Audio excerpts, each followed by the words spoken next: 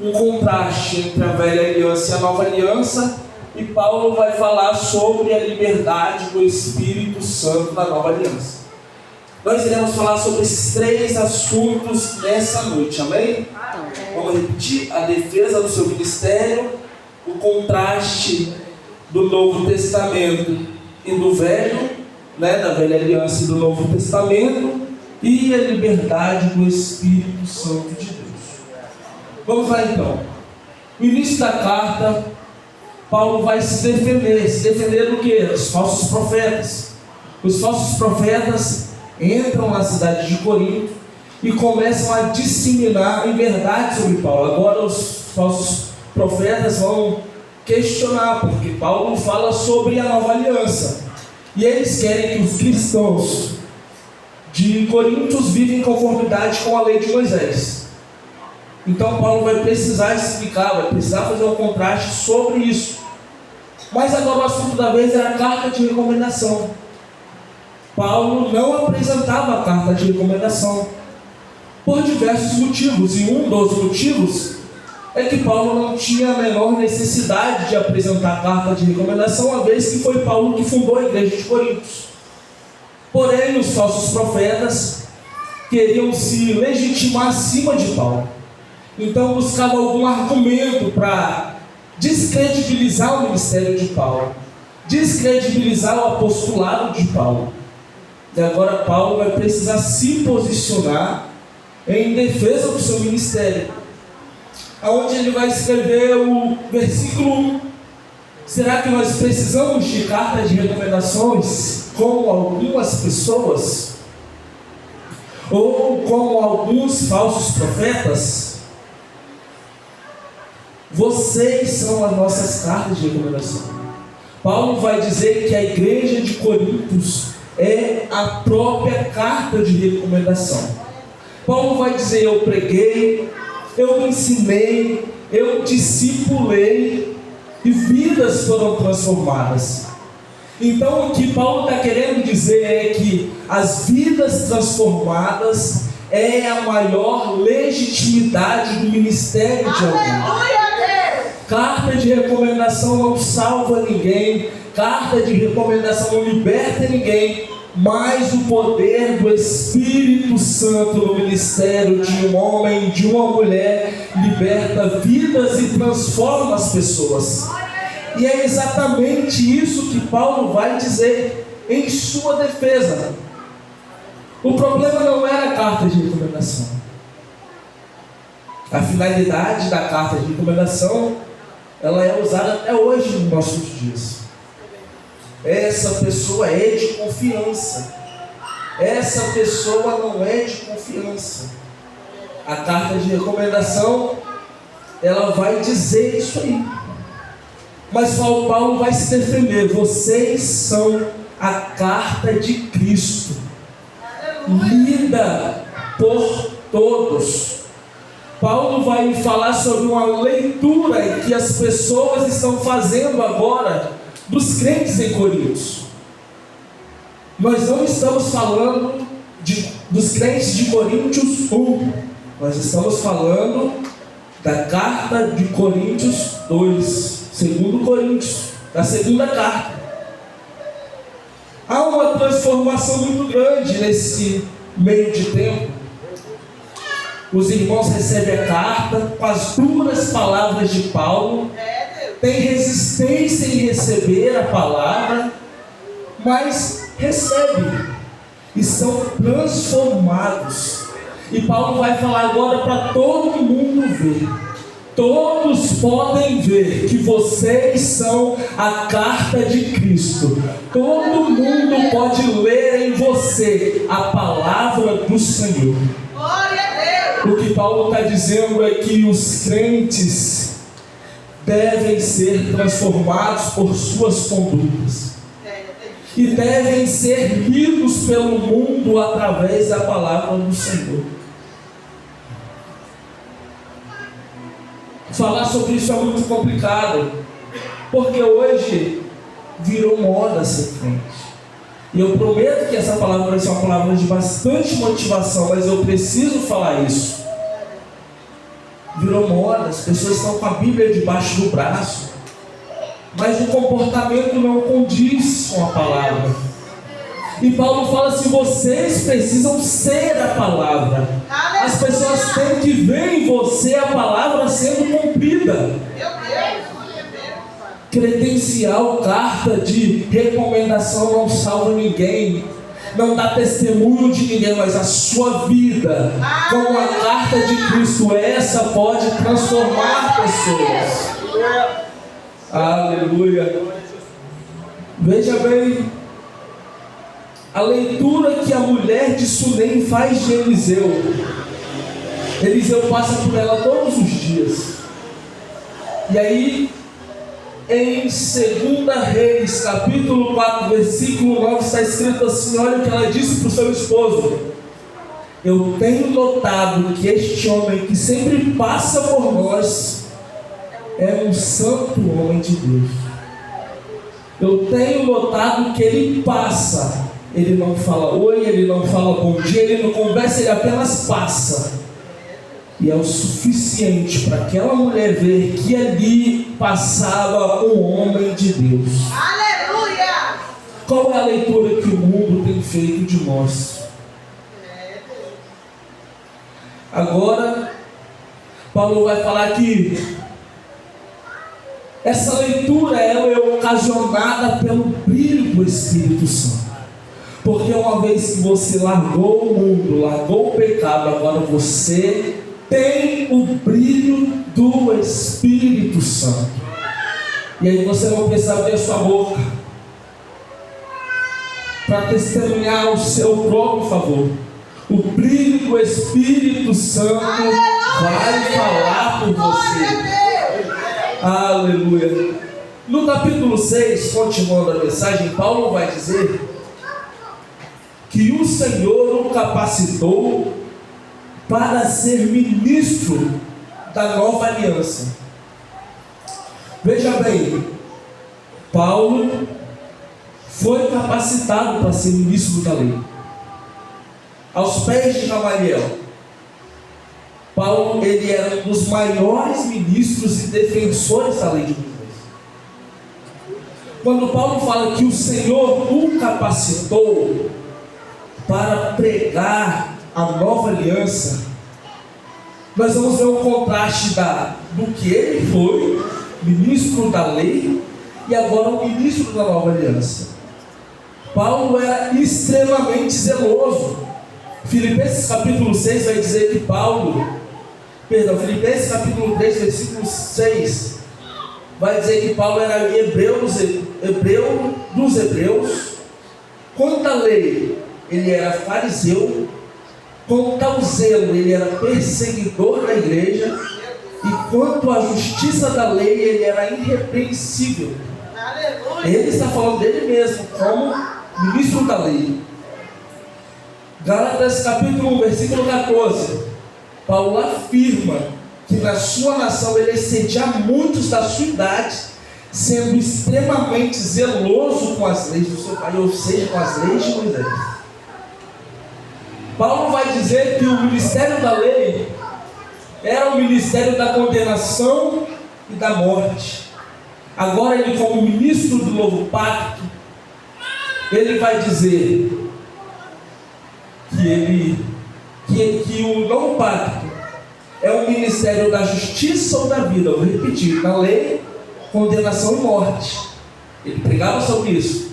Agora, como ministro de Cristo, ele prega a justiça e a vida. Então, quando ele diz que o Senhor o capacitou, ele está dizendo: o Senhor mudou a minha mensagem. Antes eu pregava condenação e morte, hoje eu prego justiça e vida. O Senhor tirou as palavras de morte da minha boca e colocou as palavras de justiça e de vida. O Senhor mudou a minha pregação. E o Senhor muda as pregações. O Senhor muda as palavras de morte. Veja bem, o Senhor mudou a pregação de Isaías. O Senhor mudou a mensagem de Isaías. O Senhor disse a Isaías: Isaías, vai à casa de Ezequias e diz que ele vai morrer. Meu Deus, é verdade. Quando Isaías chega na porta da casa de Ezequias, o Senhor fala: volta, Isaías, e muda a mensagem. É, Deus, aleluia. Senhor, eu vou falar o quê? Eu acabei de dizer a este homem que ele ia morrer. Isaías volta e fala que agora ele vai viver. O Senhor mudou a mensagem na casa de Ezequias. O Senhor mudou a mensagem na casa de Jairo. Aleluia. A palavra era: essa menina já está morta. Ele chegou e disse: ela está dormindo. Ela não está morta, tem vida nela. E o Senhor hoje ele está trazendo vida para você, vida para a sua casa, vida para o seu relacionamento, vida no seu trabalho. A palavra era de morte e ele mudou para vida. Ele disse: eu sou a vida. Onde ele chega, o cenário pode até ser de morte, mas ele muda, dizendo que ele é a vida. Aleluia. Agora Paulo vai dizer, ele vai fazer um contraste da lei e do novo pacto. No capítulo 7 ele vai dizer, preste atenção nisso aqui: a glória do antigo pacto é passageira. Versículo 8 e 9: a glória do novo pacto é maior. A glória do novo pacto ultrapassa e supera a glória do Antigo Testamento. Versículo 10 do capítulo que nós lemos. Versículo 11: a glória do novo pacto é permanente. E por que Paulo está dizendo isso? Paulo está falando justamente quando Moisés desce do Sinai pela segunda vez com as tábuas da lei. A palavra vai dizer que o rosto de Moisés brilhava. Moisés põe um lenço no seu rosto porque o povo não podia ver. Então, devido a este acontecimento, Paulo vai fazer as comparações do novo e do velho. Aí ele vai dizer assim: a glória ou o brilho representa, aquele brilho da face de Moisés representa a glória do antigo pacto. A glória que estava no rosto de Moisés simbolizava a glória do antigo pacto. Primeiro ele diz que é passageira, ou seja, tem início, meio e tem fim. É bonito, mas acaba. É bonito, mas não é permanente. Repare quantas coisas começaram bonito na sua vida. Vamos falar de primeiro amor? Como você não tinha, como eu e você achava tudo muito lindo. E como que isso acabou na nossa vida? Você reparou que acabou? Parece que agora a gente consegue enxergar os problemas que antes nós não víamos. São diversas situações que demonstram que alguma coisa na nossa vida foi embora. A outra situação que ele fala é que a glória do novo pacto é maior. A carta aos Hebreus vai dizer que Jesus é maior do que Moisés. Ele fala assim: Moisés veio com a lei, Jesus veio com a graça. Aleluia, Deus. Moisés libertou o povo do Egito, Jesus libertou o povo do pecado. Aleluia. Moisés obedeceu como servo, Jesus obedeceu como filho. Meu Deus. E existe uma grande diferença, um abismo em você obedecer como servo e você obedecer como filho. Servo tem escolha? Você vê que Moisés tentou se esquivar dessa obra a todo custo. O Senhor manda outra, eu não sei falar. O Senhor não deu opção para ele. Faz assim, assim, assim. E Moisés obedeceu. Metódico. Do jeito que o Senhor falou, ele fez. Porque ele obedeceu como escravo. E agora obedecer como filho. Se o filho dissesse não, ele ia deixar de ser filho? Deus, aleluia. Mesmo assim ele obedeceu. E sabe qual é o triste? Tem muita gente que até obedece, mas obedece como escravo. Eu vou fazer porque senão eu vou para o inferno. Eu vou ir porque senão o pastor vai brigar. Eu vou fazer porque todo domingo eu vou. E aonde está o Espírito Santo de Deus nessas coisas? Será que você está obedecendo metodicamente como um escravo? Ou você está obedecendo como filho? Aleluia, Deus. Senhor, eu estou muito cansado, mas eu vou por gratidão ao Senhor. Aleluia. Porque hoje o meu dia foi difícil, mas eu não posso encerrar o meu dia sem agradecer ao Senhor. Senhor, eu estou extremamente cansado, mas eu vou, porque eu quero falar com o Senhor lá naquele lugar dessa noite. É verdade, Senhor. Você é filho. Larga essa mentalidade de escravo. Você não é escravo, você é filho. Aleluia. Tem misericórdia de nós, Senhor. Agora ele vai dizer: a glória era inacessível aos homens. Moisés põe o véu no seu rosto. Desce do monte, o rosto de Moisés brilhava. Mas ele colocava os olhos, porque o brilho era tão forte a ponto que os filhos de Israel não conseguiam olhar para ele. E aí ele precisa agora tampar o seu rosto. O que é que isso simbolizava? Simbolizava que a glória do Senhor não era acessível aos homens. Os homens não podiam ver a glória do Senhor. Aleluia, Deus. O véu não está só na face de Moisés. Também havia um véu no templo que separava o santo dos santos. E ninguém podia entrar. Da mesma forma, ninguém podia ver a glória de Deus. Mas lá em Mateus capítulo 27, versículo 21, vai dizer que quando ele gritou, está consumado, o véu rasgou de alto a baixo.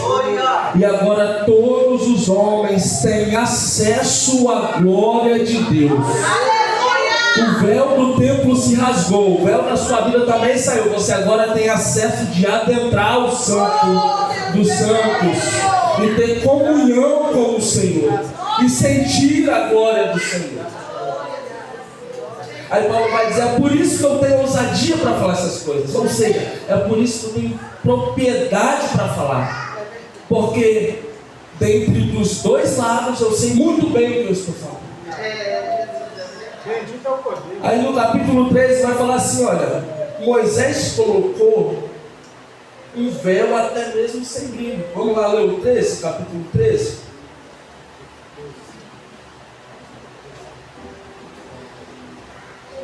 Não somos como Moisés, que punha o véu sobre a face, para que os filhos de Israel não se atentassem ou não olhassem firmemente para aquilo que era transitório, ou seja, o brilho tinha acabado.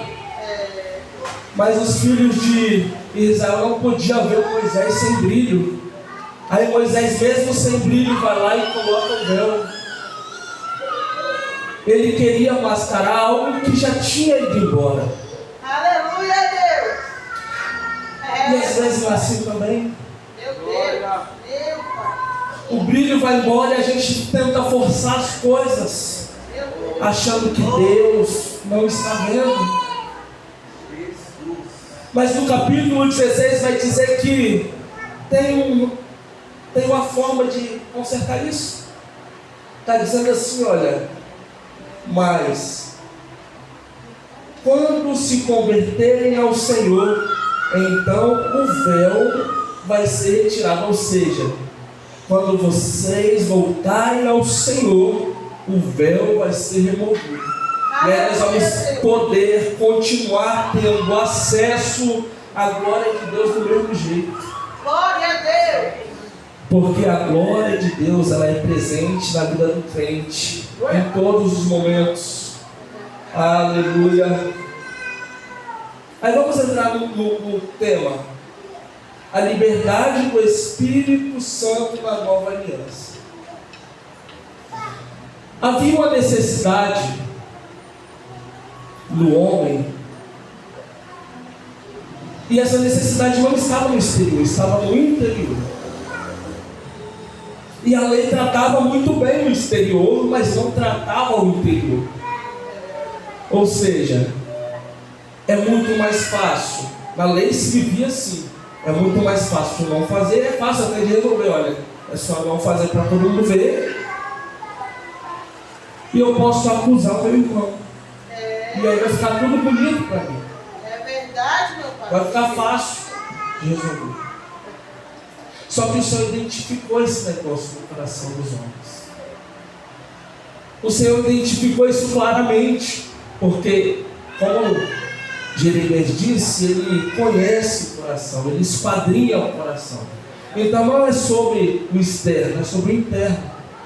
Aqui pode estar tudo bonito, mas por dentro também tem que estar, porque Ele vê as duas partes. Aleluia! E se não tiver, Ele pode transformar. E aí em Marcos capítulo 7, versículo 21 e 23, vai dizer assim: porque do interior do coração do homem procede maus pensamentos, homicídios, furtos, avareza, maldade, engano, dissolução, inveja, blasfêmia, soberba, loucura. Todas essas coisas provêm de dentro e contaminam o ser humano. O Senhor deixou claro que Ele via o que acontecia no coração dos homens. Foi por isso que Ele veio morrer numa cruz.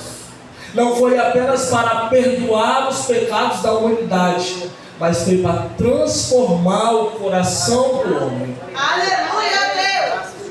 Ezequiel vai falar exatamente sobre isso.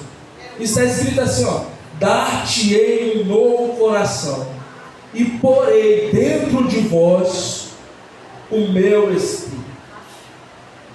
O coração, que a palavra que você está falando não é o órgão, mas é a sede das emoções. É ali que está a raiz de todas as verdades, todos os pensamentos, todos os desejos, todos os sentimentos, todas as intenções, todas as decisões. E também é onde acontecem os maiores conflitos do ser humano. E é uma área inacessível, é só você e Deus. Só que neste lugar precisa ter luz. Porque se não tiver luz, o negócio fica estreito. O pecado escraviza. E ele vai falar que no coração do homem, no coração de todo homem, existe um trono. E aí cabe você a definir quem que você vai colocar sentado nesse trono. Se é o Espírito Santo ou se é você. Porque o diabo ele não precisa de muita coisa para levar o ser humano a errar. Lembra de Eva? Ele apontou para o ventre de Eva. Faz a sua vontade. Fazendo a sua vontade, você faz a minha e está tudo certo. Meu Deus! E aí quem é que está sentado no trono do seu coração? Porque quem estiver sentado no trono do seu coração, esse vai ser o seu Senhor. Se for o Espírito Santo, você vai ter liberdade. Mas se for você, você vai ser escravo do pecado. E é um assunto forte falar. Mas quantas pessoas crentes presas em pecados? Eu mesmo já ouvi várias pessoas falar: mas eu não consigo sair disso. tem uma cadeia, tem uma prisão. Isso é a denúncia que o Espírito Santo não está dentro do seu coração. Todas as vezes que você fazer um exame de você e você falar: Senhor, eu não consigo largar isso, eu não consigo largar aquilo, é porque o Espírito Santo não está dentro do seu coração. Porque a palavra do Senhor vai dizer que aonde o Espírito Santo está, ali a liberdade. Sabe por que a liberdade? Porque a sua liberdade custou um preço muito caro. Aleluia, Deus. Mas Ele pagou a sua liberdade. Então, aonde Ele está, um princípio que deve haver no coração é a libertação. É verdade, Pai. Em Colossenses vai dizer esse versículo: e havendo anulado o escrito da dívida que havia contra nós, ou seja, algumas traduções vão falar alguma promissória, alguma dívida que tinha contra nós, registrando as ordens que nos eram prejudiciais, Ele removeu do nosso meio, cravando na cruz. Então está pronto, está pago. Quando Ele gritou está consumado, Ele também estava pagando pela sua liberdade. Em Romanos capítulo 8 vai dizer assim: agora nenhuma condenação há para quem está em Cristo. Aleluia, Deus. O versículo 17 vai dizer assim: olha, ora, o Senhor é o Espírito, e onde o Espírito do Senhor está, aí há liberdade, aí existe uma liberdade. E tem uma diferença também: você é liberto como filho, você tem liberdade na casa de Deus. Aleluia. Você já viu algum filho não ter liberdade na casa do pai? Há um versículo que vai dizer que todas as bênçãos de natureza espirituais já estão liberadas. Isso é 2 Pedro. E muitas pessoas não têm a liberdade, porque quando o Senhor fala assim, elas já estão liberadas, é como se o Senhor estivesse te falando assim: olha, eu já te entreguei, eu já te dei, agora falta você ir lá no armário e buscar. É, Deus. Já está liberado. E tem muitas pessoas que vivem como escravos, não pegam porque vivem como escravos. Ei, você não é escravo, você é filho de Deus.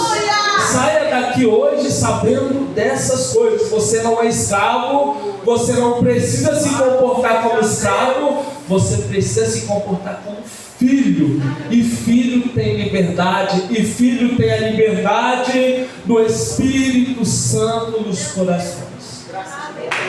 Fica de pé nessa noite, eu quero orar por você.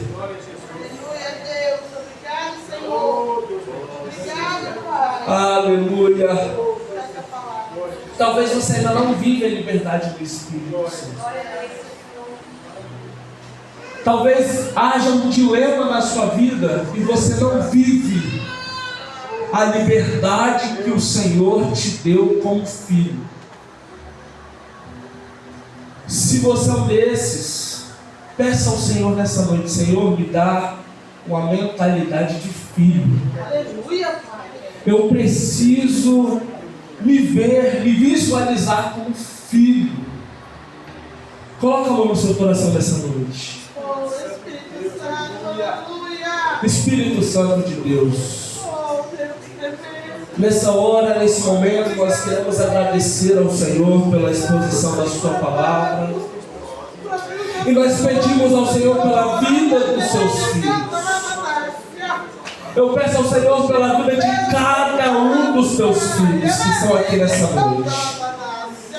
Pai, eu peço ao Senhor que o Senhor remova todo o véu, toda a separação que existe no coração deste homem, no coração dessa mulher, em impedindo que ele se sinta como um filho do Senhor. Obrigado, Pai.